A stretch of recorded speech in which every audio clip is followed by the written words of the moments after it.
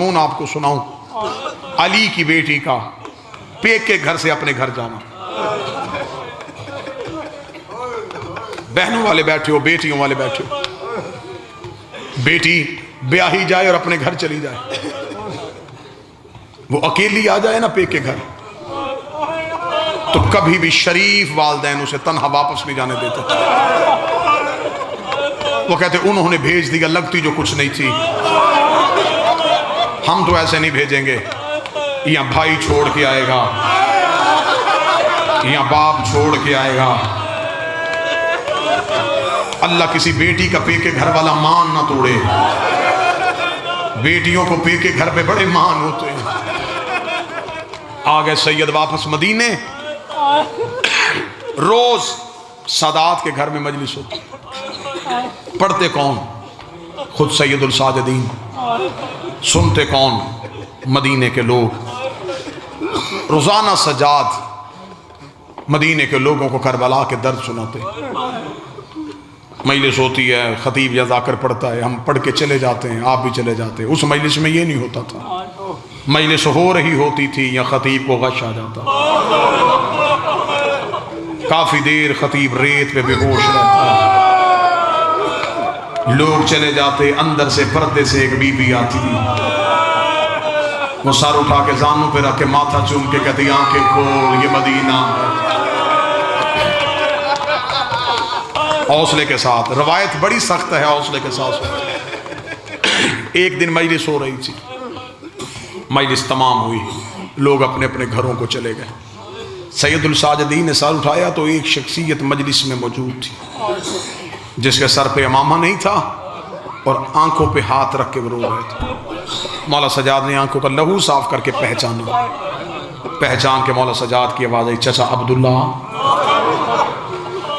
جس نے ہائے کہا وہ سمجھ گیا، تو نہیں پہنچا میں سمجھاؤں. یہ جعفر طیار کے بیٹے، بی بی عالیہ کے شوہر حضرت عبداللہ ابن جعفر طیار. مولا سجاد نے دیکھا، چچا عبداللہ. جناب عبداللہ نے سر اٹھا کے کہا، جی مولا. یہ ہے اس گھر میں حجت کا احترام. رشتے میں بھتیجا ہے لیکن امام ہے تو مولا کہہ کے سلام کیا. جی مولا. جناب سجاد نے سر اٹھا کے کہا، چچا عبداللہ آپ کے چہرے پہ کچھ سوال ہے. جناب عبداللہ رو کے کہتے جو سوال پڑھ سکتا ہے وہ سوال جانتا بھی ہے. فرمایا چچا عبداللہ نہیں بول کے بتائیے سوال کیا ہے. اب میں سوال پڑھوں گا، مرد بے شک چپ رہیں لیکن میری مائیں بہنیں ماتم کا حق ادا کریں. اتنا کہنا تھا. جناب عبداللہ سر اٹھا کے رو کے کہتے اگر آپ کہیں تو زینب اپنے گھر واپس چلی جائے. اگر آپ اجازت دیں. 2.25 سال ہوئی اپنے گھر سے آئی ہوئی. میری 2 بیٹیاں روزانہ دروازے پہ کھڑی ہو جاتی ہیں. شام کے بعد رو کے کہتی بابا آج بھی اماں واپس نہیں آئی. اگر آپ اجازت دیں تو علی کی بیٹی اپنے گھر چلی جائے. اتنا کہنا تھا. مولا سجاد کی آنکھوں کا لہو تیز ہوا. رو کہ کیوں نہیں چچا عبداللہ، آپ حاکم ہیں، میں اپنی ماں سے پوچھتا ہوں. یہ کہہ کے مولا سجاد اٹھے. جیسے مردوں میں مجلس ہو رہی تھی ویسے گھر کے صحن میں بھی مجلس ہو رہی تھی. علی کی بیٹی اکبر کا گھوڑے سے اترنا سنا رہی تھی. مولا سجاد آ کے ایک ستون کے قریب چپ کر کے کھڑے ہو گئے.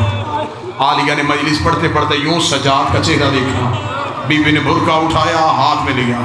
مولا سجاد کے قریب سے گزرتے ہوئے رو کہتی تو نہ رو، میں چلی جاتی ہوں. تو نہ رو، میں جا رہی ہوں. مجھے خبر ہے تجھ سے کہا نہیں جا رہا. اتنا کہنا تھا. سجاد نے ماں کے گلے میں باہیں ڈالی. رو کے کہا میرا اکبر بھی تو ہے، میرا حسین بھی تو ہے، میرا عباس بھی تو ہے، میرا تیرے سوا ہے کون. بی بی تڑپی. حوصلے کے ساتھ سن. بی بی رو کے دی سجاد تو نہ گھبرا، میں چلی جاتی. اب میں نے مصائب کی ابتدا میں ایک دعا پڑھی تھی کہ جب بیٹی پے کے گھر سے جائے کوئی چھوڑنے جاتا ہے ایسا ہی ہے. اللہ تمہاری بیٹیوں کا نصیب اچھا کرے. 40 بند دروازوں کے درمیان علی کی بیٹی کھڑی ہوئی.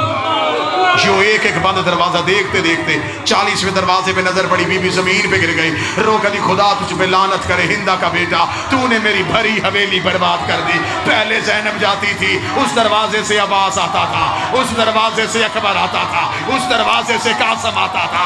آج میں اپنے گھر جا رہی ہوں، آج مجھے چھوڑ کے جانے والا کوئی نہیں۔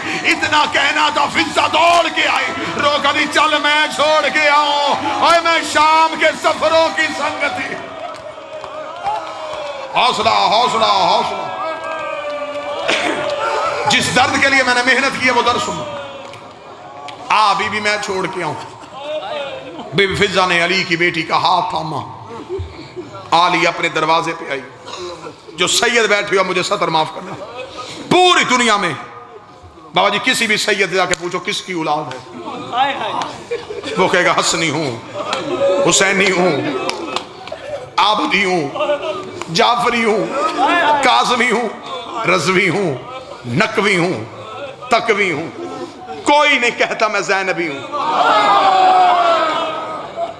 اس بی بی نے کربلا میں صرف بیٹے نہیں دیے، نسل دی ہے، نسل قتل کروائی ہے بی بی نے۔ یہ بی بی آئی ہے اپنے دروازے پہ آنا تھا، علی کی بیٹی اپنے دروازے پہ گر گئی، گر کے رونا شروع کیا۔ بی بی فضہ رو کے کہتی ہیں بی بی اکبر یاد آیا، رو کہتی نہیں بھولی اکبر، لیکن اب اکبر یاد نہیں آیا۔ بی بی حسین یاد آیا، فرمائے نہیں بھولی اس کی 13 ضربے، لیکن اب حسین یاد نہیں آیا۔ فضہ رو کے کہتی بی بی اب تو دروازے پہ گر کیوں گئی ہے؟ بی بی رو کے کہتی اماں فضہ تجھے تو یاد ہے کربلا سے لے کے مدینے تک میں جب بھی روئی ہوں، یا حسین کو روئی، یا اکبر کو روئی، یا حسین کو روئی، یا اکبر کو روئی۔ آج 2 سال کے بعد اپنے دروازے پہ آئی ہو، مجھے میرا اون یاد آ گیا، مجھے میرا محمد یاد آ گیا، اوے میرے بیٹے کربلا میں سو گئے۔ اتنا کہنا تھا، عبداللہ تڑپ کے باہر آئے، رو کے گا علی کی بیٹی نہ رو، اون بھی اکبر کا صدقہ، محمد بھی اکبر کا صدقہ، سید مجھے معاف کر دینا۔ جناب عبداللہ نے عالیہ کی کلائی پہ ہاتھ رکھا، بی بی کو اٹھانے کے لیے عبداللہ نے ہاتھ پیچھے کیا، عبداللہ کے ہاتھ میں لہو کی لکیریں تھی۔ رو کے گا تجھے تیری ماں کی چادر کا واسطہ، مجھے بتا تیری کلائیاں زخمی کیوں ہے؟ رو کے کہتی عبداللہ ادھر حسین گھوڑے سے گرا، میرے ہاتھوں میں رسیاں پہنا کے مجھے کبھی اس بازار کبھی اس بازار۔ عبداللہ رو کے کہتا رہا دے دو اجازت۔ اللہ لعنت اللہ علیکم الظالمین۔